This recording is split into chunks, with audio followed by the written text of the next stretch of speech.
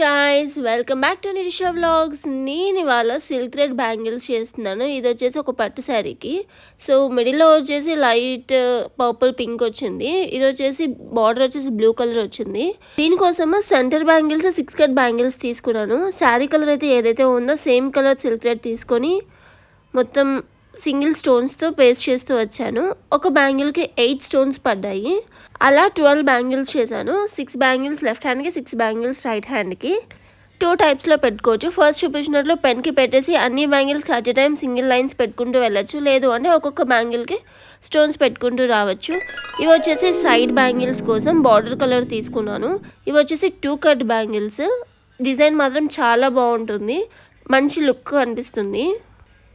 ఈ design 4 sides వచ్చేలా పెట్టుకున్నాను. అంతకు మించి పెడితే చాలా దగ్గరగా అయిపోతుంది, క్లమ్జీ అయిపోతుంది, లుక్ అంతా కనిపించదు. సో అందుకనేసి జస్ట్ 4 సైడ్స్ తీసుకున్నాను. ఈ బ్యాంగిల్ కోసం 2 డిఫరెంట్ షేప్ కుందన్స్ తీసుకున్నాను. ఒకటి వచ్చేసి రౌండ్ కుందన్స్ స్మాల్, ఇంకోటి వచ్చేసి I shape kundans medium size తీసుకున్నాను.